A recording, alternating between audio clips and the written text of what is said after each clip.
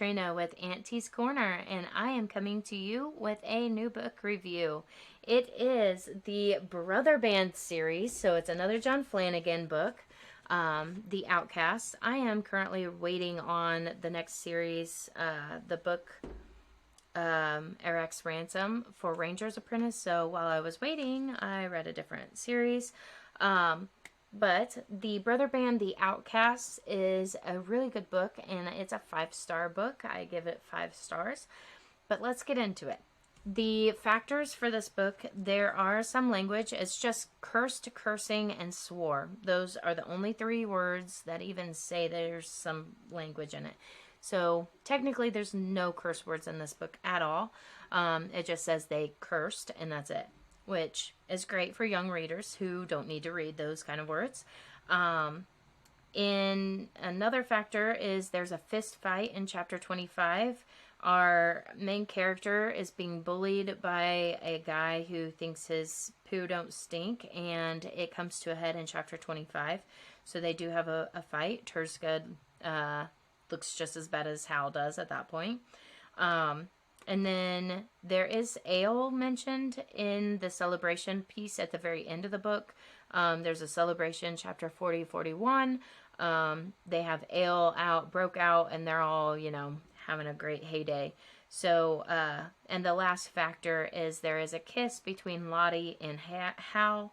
Our main character gets a kiss for winning the Brotherband training competition. There's no details other than Tersgud's face was a thunderous sight, and Tersgud is the bully that I mentioned that they had a fist fight earlier in the book. So, going into the overview, if you plan on reading this series, I'm not going to go into too much detail, but I will tell you there's a couple time skips at the very beginning, and if you don't want to know anything about the book, then go ahead and click off, but remember to subscribe to my channel and check out auntiescorner.com. It's all one word. It looks like antscorner.com. And that's where all of my reviews are. So definitely check it out. All right. So the overview. Hal is 4 years old at the very beginning. It's a 12-year prior to the start of the book. And it explains how his dad passes away, and Thorn is his dad's best friend, and Thorn is one of our other main characters. He is like a mentor to our main character. So it does a time skip 12 years earlier, how his dad dies, and then 6 years after that, which is when Hal is about 10 years old. Thorn is a drunk. He is missing an arm because the raid season that Hal's dad passes away, Michael. When that happens, Thorn loses his arm when the mast comes down and breaks. So he gets tangled in ropes in Iraq. Instead of losing a whole man, he chops off his arm because he doesn't want to lose his best fighter. And Thorn made a promise to Michael that he would look out for Hal and Karina, Hal's mom, but now that he's a one-armed cripple, he doesn't feel like he can do that, so he drinks himself into almost oblivion, and Karina jerks a knot in his tail, and he quits drinking cold turkey after that.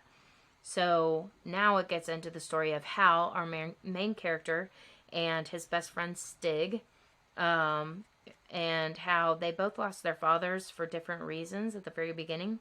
And it tells, more of the characters. This book explains their training and Scandia's training as far as the Brotherband goes. They're a militant country, so every boy goes through Brotherband training. So it's kind of like boot camp for Americans if you go into the army or anything like that. They get trained on different weapons. They get trained on how to read maps and to sail and all of that. So Hal is a Skrull, which means that he's a leader, for one of the 3 teams of the Brotherbands. And he is a leader by default because 2 leaders were selected, Roland and Tersgud. Like I said, Tersgud was a bully and hates Hal. Hal doesn't like him either. Roland doesn't ever really talk to Hal at the beginning, but Hal knows of him and respects him. So those are the two leaders. They start choosing their Brotherband team, and they get to 10 people, and they say, we don't want any of the other ones that are left. So all of the ones that are left form a third party, and the third team is leader, Hal's the leader of them. So they're kind of all of the misfits for their year for Brotherband. Then it goes into, going through all of the different trainings and assessments, and if you pass and your team wins the most points, you're graded as a team. So if you win the most points, then you are the champion for the year. They fight really hard. They're the underdogs because there's only 8 of them instead of 10 like the other teams. So they are the underdog, and nobody thinks they're going to win the Brotherband competition, but they do. And then they have the honor of protecting. It's the honor guard for the Andamal, which means thing in the old language for Scandian, and they are supposed to protect this shrine overnight for their, as part of their prize for winning Brotherband. Throughout the book, there's a couple chapters about pirates, and what we find is the pirates, actually there is one more factor, there's death, where the pirates kill a 12-year-old boy and let him drown on a ship. They tie him to the ship. They question the ship's captain on what the famous treasure is for House Shalom, and the captain tells them so that they would save the boy, but being pirates, they go back on their word. The kid dies. It doesn't go into detail, other than he was brave and he didn't whimper or whine about being about to drown. But the pirates come into House Shalom as an injured ship, and it's the unwritten rule of the sea is you don't ever let a ship, go back to sea if they're about to sink. So Iraq lets them stay there. They're there for months on end, and we can't figure out where the leak's coming from, blah, blah, blah. Iraq finally says, hey, get out of my city, get out of my kingdom, don't set foot on my kingdom again, you're out. And so they leave, and the night that Hal's team wins and they have the honor guard, there's a huge storm that crops up. Hal goes and leaves his post, which is a big no-no.